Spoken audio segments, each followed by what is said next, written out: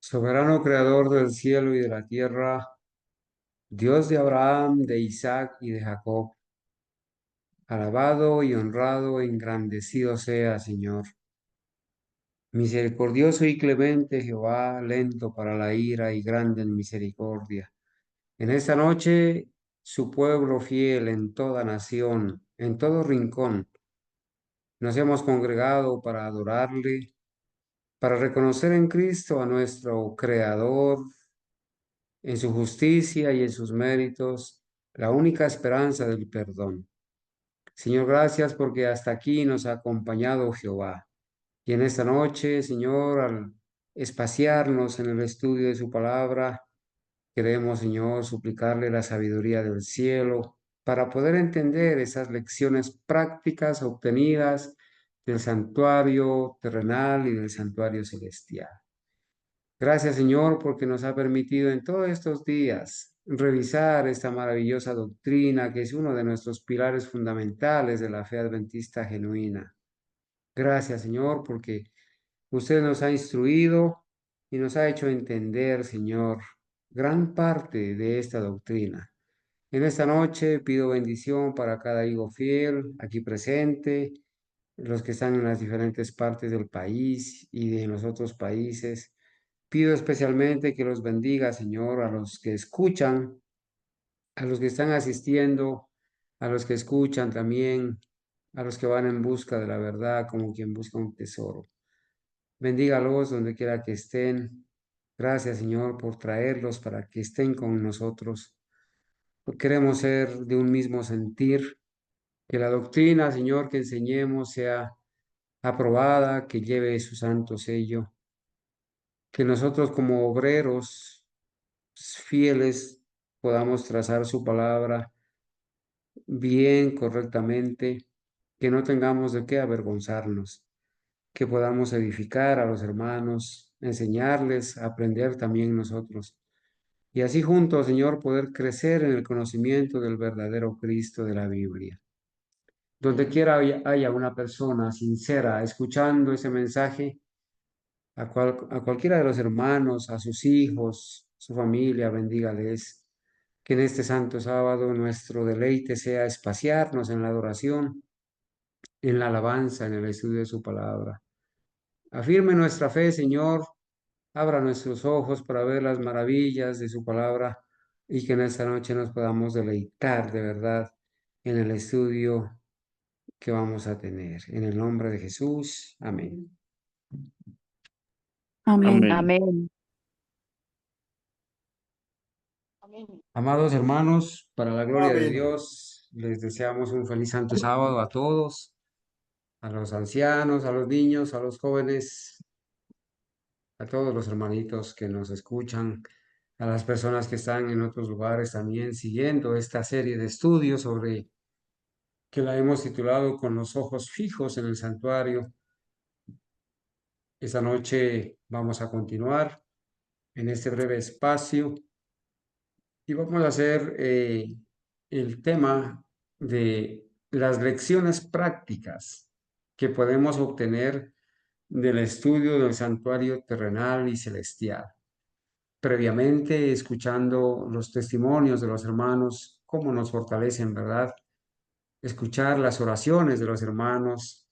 Hermanita Diana, le agradezco a usted en su oración, esa oración hay tanta doctrina, tanta verdad. Oramos con inteligencia, con sabiduría, y cuando nosotros oramos debemos reflejar también en la oración el conocimiento de la pureza doctrinal. Y gloria a Dios por esas oraciones que se hacen de gratitud y de alabanza, pero que van acompañadas también con la pureza doctrinal que nos ha caracterizado.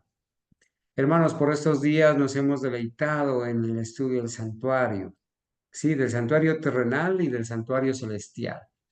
Si yo preguntara a los hermanos, usted podría mencionar por lo menos un punto que ha aprendido del estudio del santuario, ¿sí? ¿Qué hemos aprendido del estudio del santuario?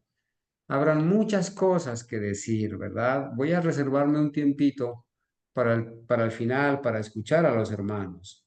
Solamente quiero ir a leer algunos pasajes del Espíritu de Profecía para poder quizás traer a la memoria los términos y las lecciones prácticas obtenidas del santuario terrenal y del santuario celestial.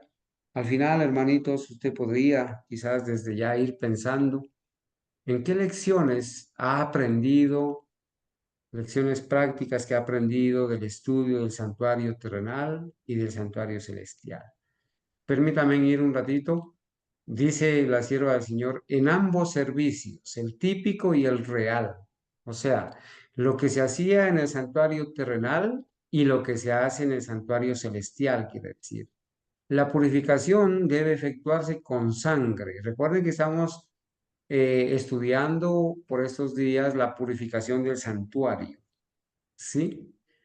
La limpieza del santuario de los pecados que contaminaban el santuario terrenal y ya hemos estudiado que estamos viviendo en el gran día de la expiación, donde nuestros pecados contaminan el santuario celestial, pero que ahora el Señor Jesucristo con su propia sangre hace expiación por esos pecados, ¿verdad? Entonces dice, la purificación en ambos servicios, ¿no? Tanto en el terrenal como en el celestial. La purificación debe efectuarse, ¿cómo, hermanos? Efectuarse con sangre. Hermanos, allá en el cielo hay un santuario, ¿verdad? Y en ese santuario, Cristo es nuestro sumo sacerdote. Y el libro de Hebreos dice que Él ofrece mejores sacrificios que la sangre de becerros y de machos cabríos. Ofrece su propia sangre, ¿sí? Y esa purificación del santuario celestial se hace con sangre también. ¿Y con cuál sangre? Con la sangre del Señor Jesucristo, que es el Cordero de Dios sin mancha y sin contaminación, la ofrenda perfecta. Qué bendición, hermanos, saber que Cristo es la ofrenda por nuestros pecados. Él se ofreció, Él murió victorioso, sin ninguna mancha de pecado, es aceptado por el Padre. Sí, el Señor, el Padre desde el cielo dice, este es mi Hijo amado en el cual tengo contentamiento. Y Él es aceptado por sus méritos, su justicia, su sacrificio en nuestro favor. Y gloria a Dios que tenemos un abogado en el cielo que intercede por nosotros, que nos defiende. Tenemos también al Espíritu Santo que gime con gemidos indecibles, intercede también por nosotros. Y gloria a Dios por el ministerio de sus santos ángeles también, que actúan en nuestro favor.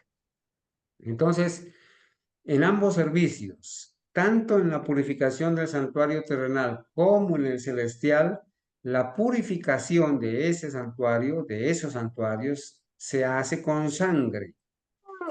En el santuario terrenal se hace con sangre de animales. En el santuario celestial, que es el santuario real que está en el cielo, con dos departamentos, lugar santo y lugar santísimo, se hace con la sangre de Cristo. Pablo dice que la razón por la cual esta purificación debe hacerse con sangre es porque sin derramamiento de sangre no hay remisión de pecados, no hay perdón de pecados. ¿Sí? La ley exige la violación de la ley. Miren, la ley es tan sagrada que su violación exige la vida del pecador. ¿Sí? Exige la muerte del pecador. Y el Señor Jesús murió por nosotros, en nuestro lugar. Y por eso Él ofrece su sangre. Y con esa sangre es que se limpia también el registro de los pecados en el santuario celestial. La obra que se debe realizar es el perdón, la remisión, o sea, el acto de quitar los pecados. Hermanos, grábense esto, por favor. En el santuario terrenal, la expiación eh, consistía en quitar, en limpiar los pecados. ¿Sí? En el día de la expiación se purificaba el santuario, se quitaba los pecados del santuario. ¿Y cómo? Se los sacaba del lugar santísimo, del lugar santo, del atrio, y se los pasaba macho cabrío que representaba a Satanás, ¿sí? Al de Azazel. Y él se los llevaba y por allá era abandonado en el desierto para que muera. Era una limpieza, una purificación, ¿sí? Entonces dice acá, eh, esa remisión, ese perdón, esa purificación es la obra o el acto de quitar los pecados. Pero hay una pregunta acá. ¿Pero cómo podía haber pecado relacionado con el santuario del cielo o con el de la tierra? Puede aprenderse esto al estudiar el servicio simbólico. Pues los sacerdotes que oficiaban en la tierra servían de copia y sombra de lo que está en el cielo. Entonces, el acto de los sacerdotes o el mismo sacerdote en el santuario terrenal, lo que hacía él en los servicios que hacía, también era una copia y sombra de lo que se hace en el cielo. Si el sacerdote acá hacía expiación en el lugar santo y en el lugar santísimo, pues en el cielo también se hace expiación, se debía hacer expiación en el lugar santo y en el lugar santísimo. Aquí nos van a recordar entonces lo que ya estudiamos, ¿verdad? El servicio del santuario terrenal consistía en dos partes.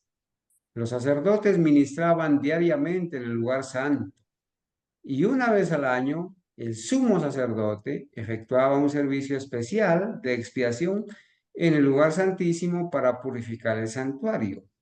Día tras día el pecador arrepentido llevaba su ofrenda a la puerta del tabernáculo y poniendo la mano sobre la cabeza de la víctima confesaba sus pecados, transfiriéndolos así figurativamente de sí mismo a la víctima inocente. Sí, en eso consistía el servicio en el santuario diario, ¿verdad? Luego se mataba el animal una vez que se le transfería los pecados por el pecador a la víctima. Se mataba el animal porque sin derramamiento de sangre, dice el apóstol, no hay remisión de pecados. El animal debía morir, ¿sí? Debía morir. La vida de la carne está en la sangre. Por eso era derramada su sangre. Se le quitaba la vida al recoger la sangre allí. Así dice Levítico 17:11. Entonces, ¿por qué pasaba esto? Porque la ley de Dios quebrantada exigía la vida del transgresor. No podía pagarse el precio de la violación de la ley sin una víctima. No podía. ¿Por qué? Porque la ley de Dios es santa, es sagrada. Y solamente uno igual a Dios podía pagar ese precio. Por eso no murió un ángel. Por eso no murió cualquiera de nosotros que éramos 100% solamente humanos. Debía morir uno que es como Dios, uno que es igual a Dios. Jesucristo que en su divinidad se revistió, ¿cierto?, de humanidad y estando en su condición humana, pudo vencer, pudo resistir y pagar el precio que los seres humanos debíamos pagar por el pecado. Entonces, la sangre que representaba la vida perdida, cuya culpa cargaba la víctima, la llevaba el sacerdote al lugar santo y la salpicaba ante el velo, detrás del cual estaba el arca que contenía la ley que el pecador había transgredido. Ese velo era el que separaba el lugar santo del lugar santísimo. Ahí la salpicaba, ahí lo manchaba el santuario con el pecado, con esa sangre. Mediante esta ceremonia el pecado era transferido figurativamente a través de la sangre al santuario. ¿Sí? Noten el proceso. El pecador que había cometido pecado traía una víctima inocente, sin mancha, que representaba a Cristo, ¿cierto? Le transfería sus pecados la persona al animal. El animal era muerto por el pecador, era degollado. El sacerdote recogía la sangre y la metía al lugar santo durante el año y salpicaba el velo y de esa manera el pecado del pecador era metido al santuario. ¿Sí? Era metido al santuario de esa manera, era contaminado el santuario. En ciertos casos, noten esto de particular, la sangre no era llevada al lugar santo, Pero entonces el sacerdote debía comer la carne, como Moisés lo había indicado a los hijos de Aarón al decir, la dio él a vosotros para llevar la iniquidad de la congregación. Entonces, al comer la carne y al entrar al santuario, el sacerdote llevaba el pecado. Ambas ceremonias simbolizaban por igual la transferencia del pecado del penitente al santuario. ¿Sí? Entonces, fíjense que cuando el penitente, bueno, esa palabra es como más católica, ¿no? Cuando el pecador, ¿sí? Cuando el pecador arrepentido, que había reconocido su pecado, había sentido dolor por haber pecado, se había arrepentido y había traído la víctima, pues transfería su pecado a la víctima y con la sangre o la carne de la víctima metida al santuario, ahí se contaminaba el santuario. El pecador era perdonado por la fe en el Cordero de Dios que debía venir. El pecador era perdonado. Ese día que traía la víctima, ese día era perdonado. Pero el pecado quedaba registrado ahí en el santuario. Hasta el día de la expiación, cuando era limpiado, y entonces ese pecado, cuando terminaba la expiación, ya había sido perdonado, ahora era borrado. Lo mismo sucede, hermanos, en el santuario celestial. Nuestros pecados que contaminan el santuario celestial están siendo perdonados porque Cristo ofrece su sangre. La fe que Él nos ha dado para creer en Él y aceptarlo, sentir dolor por el pecado, tristeza, confesarle el pecado a Dios directamente en el nombre de Jesús, reconociendo su justicia y sus méritos, hace que esa oración de arrepentimiento y de perdón se mezcle con el incienso de la justicia y los méritos de Jesús y nuestros pecados sean perdonados ahora. Pero ¿cuándo van a ser borrados? Cuando el Señor deje de interceder y se levante, arroje el incensario a la tierra y entonces termine la gracia. Entonces nuestros pecados serán borrados y transferidos a Satanás, quien cargará con esos pecados durante los 1000 años en esta tierra y entonces pagará al final por todos los pecados que cometió él y sus ángeles y los impíos y aún los justos, por todos los pecados que cometimos, pagará también. Tal era la obra que se llevaba a cabo día tras día durante todo el año. Los pecados de Israel eran transferidos al santuario y se hacía necesario un servicio especial para eliminarlos el día de la expiación. Dios mandó que se hiciera una expiación por cada uno de los 2 departamentos sagrados. Y esto es sombra, es figura, es un símbolo de lo que sucede en el cielo. Entonces en el cielo también debía hacerse una expiación primero en el lugar santo y luego en el lugar santísimo. ¿Verdad? Y aquí echamos por tierra a los adventistas de la denominación con su doctrina y a los evangélicos que dicen que no hay santuario literal de 2 departamentos en el cielo, sino que todo el cielo es un santuario. Bueno, dice la palabra de Dios en Levítico 16, así purificará el santuario a causa de las impurezas de los hijos de Israel, de sus rebeliones y de todos sus pecados. De la misma manera hará también al tabernáculo de reunión, el cual reside entre ellos en medio de sus impurezas. También debía hacerse una expiación por el altar. Lo limpiará, lo santificará de las inmundicias de los hijos de Israel. Hermanos, miren, aquí en esta lectura se está refiriendo al gran día de la expiación, donde primero se purificaba el lugar santísimo y luego el lugar santo y luego el altar. ¿Sí? Aquí la palabra santuario dice, así purificará el santuario a causa de las impurezas de los hijos de Israel, de sus rebeliones y de todos sus pecados. De la misma manera hará también al tabernáculo de reunión. Entonces, primero el lugar santísimo, luego el lugar santo y luego el altar. Una vez al año, en el gran día de la expiación, el sacerdote entraba en el lugar santísimo para purificar el santuario. El servicio que se realizaba allí completaba la serie anual de los servicios. De todas esas fiestas, ahí terminaba, ¿cierto? Con el día de la expiación. En el día de la expiación se llevaban dos machos cabríos a la entrada del tabernáculo y se echaban suerte sobre ellos.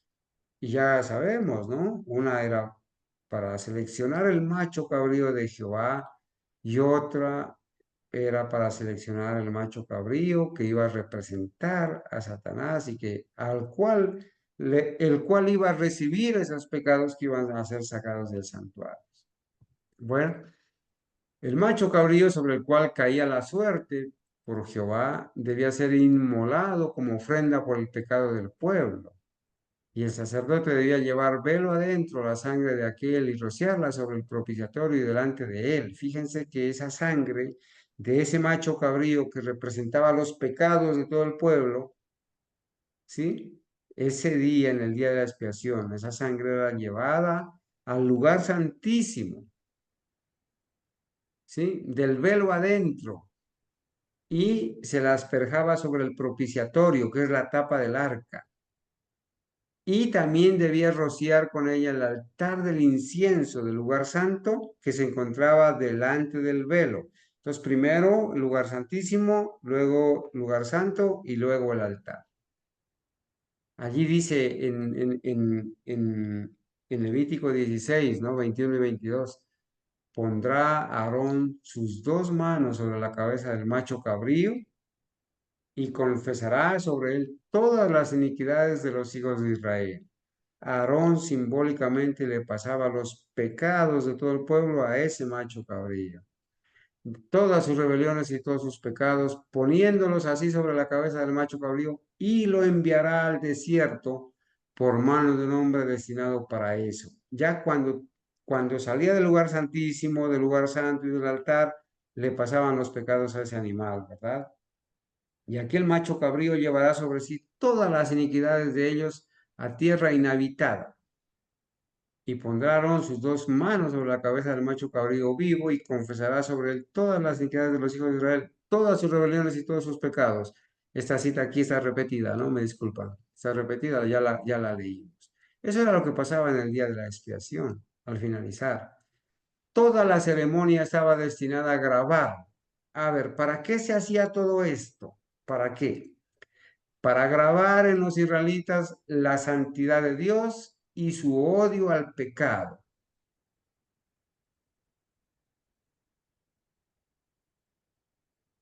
Y hago una pausa aquí, hermanas, porque ese servicio que se hacía en el santuario de matar la víctima inocente, ese corderito inocente, ¿sí? Matarlo, indefenso. Por eso en Isaías 53 se habla del Señor Jesús, dice, enmudeció, no abrió su boca, como cordero fue llevado al matadero, angustiado él y afligido, ¿sí? Ese corderito, imagínense, inocente, no ponía ni resistencia siquiera y era degollada. Por la misma persona que pecó, el pecador debía degollarlo. Imagínense lo terrible que era ese momento para el pecador, ¿no? Degollar un animal inocente. Y cuando veía brotar la sangre, hermanos, eso grababa en su mente que era por el pecado que había cometido que ese animalito inocente estaba muriendo y derramando su sangre y que nunca más iba a volver a vivir. Había muerto. Sus pecados le habían causado muerte a ese animalito. De esa manera, dice que se representaba o que se quería grabar en las personas, en los israelitas, la santidad de Dios, la santidad de su ley, de su carácter, que violar la ley es algo grave, hermanos, ¿sí? Que Dios es un Dios santo, que no tolera el pecado y que por el pecado tuvo que enviar a Cristo a que muera por nosotros, que tome nuestro lugar. Y ahí también grabar o hacerle aprender al pecador su odio hacia el pecado. Fue por mi pecado, decía el pecador, fue por mi pecado que esa inocente animalito murió. De manera que no voy a volver a pecar para no tener que volver a traer el cordero y volver a ver este cuadro tan triste. Y además, hacerles ver que no podían ponerse en contacto con el pecado sin contaminarse. Claro, esa sangre manchaba, ¿no? Se contaminaba el santuario con esa sangre. Se requería que todos afligiesen sus almas mientras se celebraba esa obra de expiación. Se debía dejar de lado toda ocupación ese día. Y toda la congregación de Israel debía pasar el día en solemne humillación ante Dios, con oración, ayuno y profundo escudriñamiento del corazón. Hermanos, ese día de la expiación, que se llamaba el gran día de la expiación, es un símbolo de lo que estamos viviendo ahora de 1844 en adelante. Estamos viviendo en el gran día de la expiación. ¿Y cómo debe ser nuestra actitud? Si la gracia está por terminarse, hermano, ¿sí? Debemos estar en solemne humillación ante Dios, con oración, con ayuno y profundo escudriñamiento del corazón, porque estamos viviendo en el gran día de la expiación. El servicio típico, o sea, el terrenal, enseña verdades importantes acerca de la expiación. En lugar del pecador se aceptaba un sustituto, pero la sangre de la víctima, noten esto, la sangre de la víctima no borraba el pecado, no lo borraba. El pecado era perdonado, pero no era borrado. Esa sangre no borraba el pecado. Solo era, ¿sí? Solo era, dice, permítame un ratico aquí que se me descargó el computador. Se me va a descargar. Un ratito, por favor. Entonces, la sangre de la víctima, vamos a ver aquí, podemos solucionar un poquito antes de que se me apague, hermanos. Y acá, ¿por qué no? Regálenme un segundito, hermanos, a ver.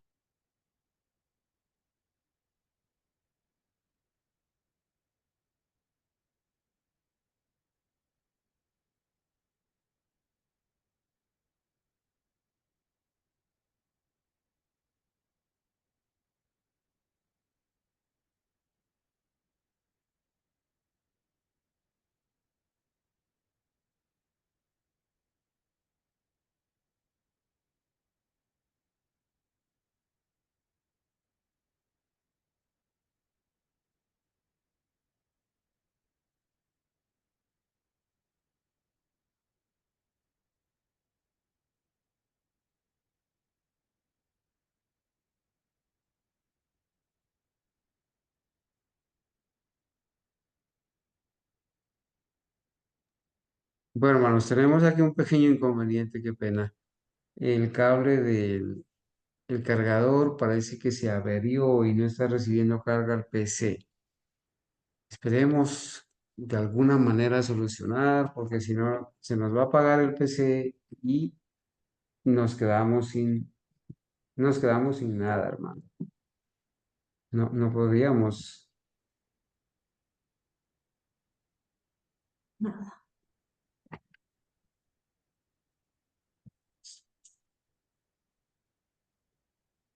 Bueno, vamos a avanzar, hermanos, hasta donde nos permita, ¿verdad? Bueno, decíamos, en lugar del pecador se aceptaba un sustituto, pero la sangre de la víctima no borraba el pecado, no lo borraba. Solo era un medio previsto para transferirlo al santuario. Por medio de la ofrenda de sangre, el pecador reconocía la autoridad de la ley, confesaba su culpa en la transgresión y expresaba su deseo de ser perdonado mediante la fe en un redentor por venir, pero aún no estaba totalmente libre de la condenación de la ley. A ver, expliquemos un poquito esto, ¿verdad? Y lo vamos a tratar de entender con una pregunta.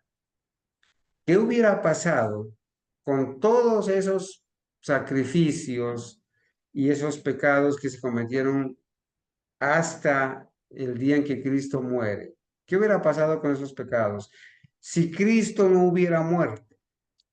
Si el verdadero Cordero de Dios no hubiera muerto, si esa batalla que se libró en el Getsemaní, de Señor, si es posible, pasa de mí esta copa. ¿Qué hubiera pasado si el Señor no hubiera muerto? Miren, aquí dice, el servicio del santuario terrenal enseña verdades importantes acerca de la expiación. En lugar del pecador se aceptaba un cordero, un sustituto, un animal. ¿Sí? Podría ser un cordero, de acuerdo a las condiciones económicas, ¿no? En lugar del pecador se aceptaba un sustituto, pero la sangre de la víctima no borraba el pecado. El sustituto moría, el animal moría, pero esa sangre no borraba el pecado, ¿sí? ¿Qué hacía esa sangre? Solo era un medio previsto para transferirlo al santuario, el pecado al santuario, a través de la sangre. Por medio de la ofrenda de sangre, el pecador reconocía la autoridad de la ley. Sabía que había pecado, sabía que había violado la ley, entonces ahora traía un sustituto para que muera en lugar de él, porque se había violado la ley. Reconocía la autoridad de la ley. ¿Qué hacía entonces? Traía a la víctima, confesaba su culpa en la transgresión y expresaba su deseo de ser perdonado mediante la fe en un redentor por venir. Y ese redentor es Cristo. El Cordero representaba a Cristo que había de venir como una víctima inocente, sin mancha y sin contaminación. Pero aún no estaba totalmente libre de la condenación de la ley, porque el Cordero no había venido, porque Cristo no había muerto. Ahora el Señor viene y muere, pero ahí no termina la expiación. Ha hecho la muerte en el atrio, en la cruz. Ahora tiene que ascender al cielo, al lugar santo, pasar un tiempo allí y luego pasar al lugar santísimo. Cuando termine la expiación en el lugar santísimo, entonces ese pecado será borrado definitivamente. En el día de la expiación, el sumo sacerdote, luego de haber hecho un sacrificio por la congregación, iba al lugar santísimo con la sangre de dicha ofrenda y rociaba con ella el propiciatorio directamente sobre la ley. Por eso la rociaba sobre el propiciatorio, porque ahí estaba debajo del propiciatorio la ley, para hacer satisfacción por sus exigencias. La sangre satisfacía la demanda de la ley que había sido violada, la muerte, ¿cierto? Después, en calidad de mediador, tomaba los pecados sobre sí y los llevaba fuera del santuario, los sacaba fuera del santuario. Luego ponía sus manos sobre la cabeza del segundo macho cabrío, el de Azazel, que esperaba allá afuera, confesaba sobre él todos los pecados y así los transfería figurativamente de él al macho cabrío emisario. Luego el macho cabrío emisario los llevaba lejos y se los consideraba como quitados para siempre del pueblo, borrados. ¿Sí? Cuando el sacerdote, el sumo sacerdote, termine la expiación, ¿sí? Y le transfiera sus pecados a la víctima, entonces era considerado borrados para siempre, quitados para siempre. Esa obra, esta obra en el santuario celestial no ha terminado. Nuestros pecados están siendo perdonados, pero no eliminados totalmente, no borrados. ¿Cuándo se van a borrar totalmente? Cuando el Señor termine la expiación, se levante de interceder en el lugar santísimo, se pronuncian las palabras, hecho está, termina el sellamiento, se termina la gracia. Entonces el que es justo seguirá siendo justo y el que es injusto seguirá siendo injusto. Bueno, hermanos, estoy preocupado porque de pronto se me va a acabar la batería. Hermanitos, ¿alguna pregunta, algún comentario hasta aquí? Mientras, a ver, estoy tratando de hacer un ajuste acá para ver si puedo solucionar un poquito este problema. Hermano Carlos, una pregunta. ¿El cable está roto o No, qué fue lo que hermanita, pasó? no se preocupe. Quiero que me hagan preguntas del tema, por favor. No, no, ¿Sí? no, porque si usted lo amarra con una cinta o con un micropore, puede ser que sirva, porque qué día se nos dañó también uno así y con eso, pero no sé cuál es el caso de allá del cable.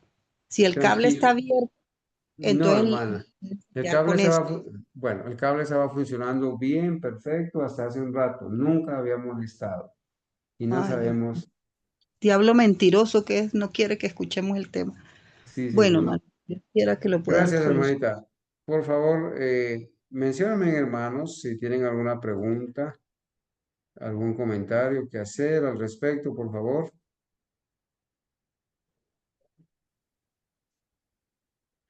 De las realidades celestiales. Sí, hermano Carlos. Adelante, hermanita Ángela. Bueno, hay que mirar de que sabemos que en el santuario terrenal los pecados quedaban registrados, eh, por algo así decirlo, como si hubieran libros, pero ya en el cielo hay libros. Entonces, en el santuario terrenal, como era una copia del verdadero, eran las sombras de lo celestial, quedaban registrados por medio de la sangre que se asperjaba en el velo y por medio de la carne que en algunas ocasiones comía el sacerdote. Ese animalito que se mataba y que llevaba ya el pecado, a veces en alguna ocasión el sacerdote comía esa carne. Entonces quedaba ese pecado registrado en el santuario, ¿sí? Se contaminaban los dos lugares, el santo y santísimo, porque la cortina, el velo que dividía el lugar santo del santísimo, pertenecía a los dos, prácticamente pertenecía a los dos compartimentos, ¿sí?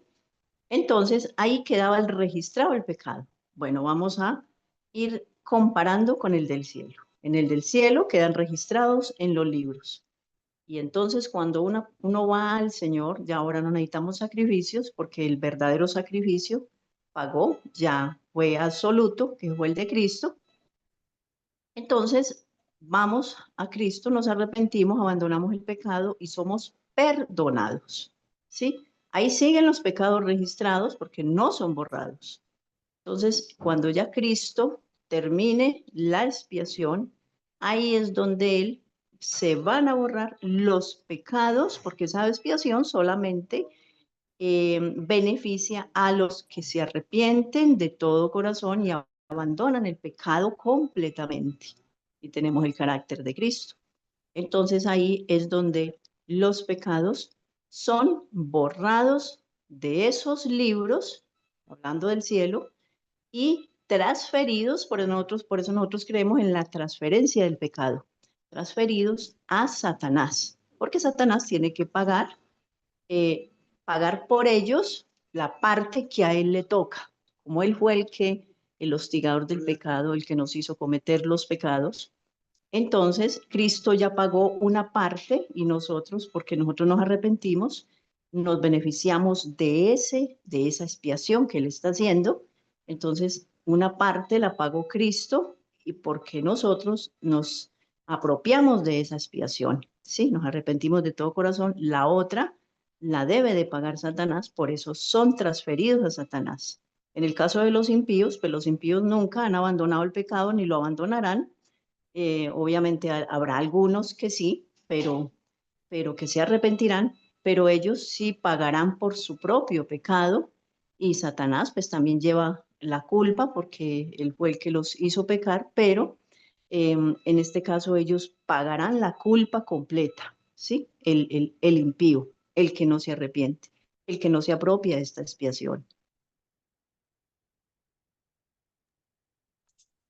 Yo quería comentar algo personal, pues en lo que yo entiendo de todo este estudio tan tan interesante que es sobre la expiación y sobre el santuario. Y es que analizo yo en este momento que es tan necesario, tan importante y tan necesario que cada uno de nosotros como conocedores de estas verdades eternas hagamos un hábito en nuestra vida de mañana y tarde, o sea, en la mañana entregarle el día que comienza al Señor y de pronto en la noche nos hemos despertado y quién sabe qué habremos pensado, hayamos pecado.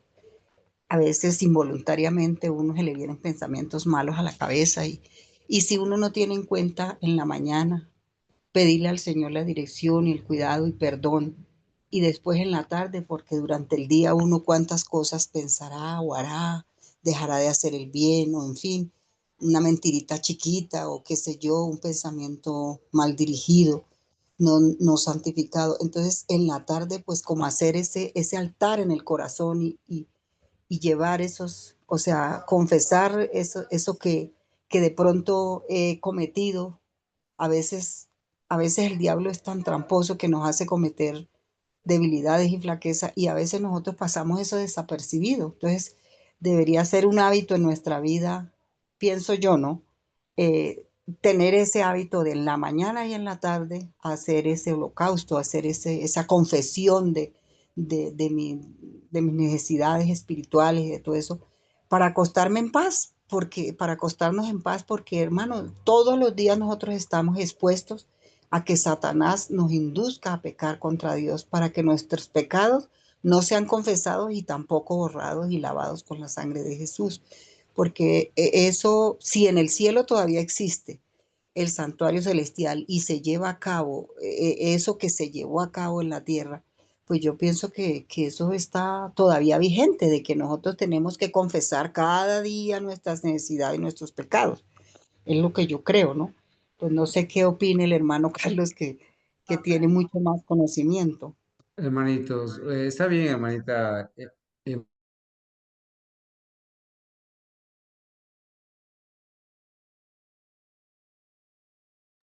Hemos escuchado y obviamente para la gloria de Dios estamos aquí basados en el escrito está. Hermanitos, voy a pedirles el favor. Vamos a orar, hermanos. Vamos a terminar la reunión allí. Hemos avanzado, quizás unos 20 minuticos antes terminamos el estudio. Tenemos una avería en el PC y posiblemente no alcancemos a ocupar esos 20 minutos. Pero le vamos a dar gracias a Dios porque en esta noche los hermanos han podido testificar y hemos podido recordar esas lecciones prácticas obtenidas del santuario terrenal, ¿no? Vamos a orar, hermanos, para la gloria de Dios.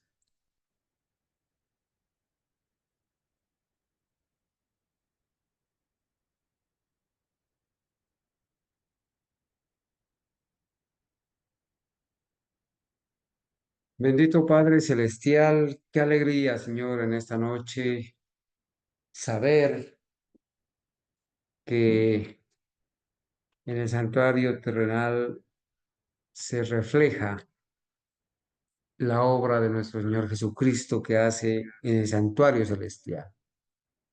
Gracias porque a través de estas lecciones prácticas podemos aprender, Señor, a valorar el sacrificio de nuestro Señor Jesucristo, su muerte inocente.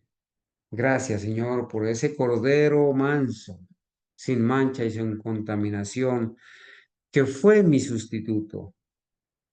Son mis pecados, Señor, los que llevaron al sufrimiento a Jesús. Perdóname, Señor. Perdónanos porque nosotros, con nuestros pecados, crucificamos a Jesús. Le azotamos, le escupimos. Perdónanos, Señor, porque en tanto tiempo habíamos ignorado, Señor, la realidad de lo que ha pasado en nuestras vidas. Satanás nos ha empujado al pecado, nos ha hecho violar la ley y muchas veces voluntariamente lo hemos hecho, pero hoy hemos entendido que en la justicia de Cristo, en sus méritos, es posible ser perdonado porque Él cargó con nuestras enfermedades, llevó ciertamente nuestras dolencias y por sus llagas nosotros fuimos curados. Señor mío, que toda la gloria y la honra y la alabanza sean dadas a usted, Padre, por su misericordia, a Jesucristo, por su amor y su sacrificio, al Espíritu Santo también. Gracias porque nos ha permitido en esta noche recordar y valorar al verdadero Cristo que hace expiación aún en el lugar santísimo del santuario celestial. Gracias por perdonar nuestros pecados reconocidos, de los cuales nos hemos arrepentido por la obra del Espíritu Santo, los cuales hemos confesado delante de usted, y en el nombre de Jesús y por su justicia y sus méritos hemos pedido perdón. Y hemos recibido también por su poder, Señor, la justicia impartida para odiar el pecado y apartarnos de él.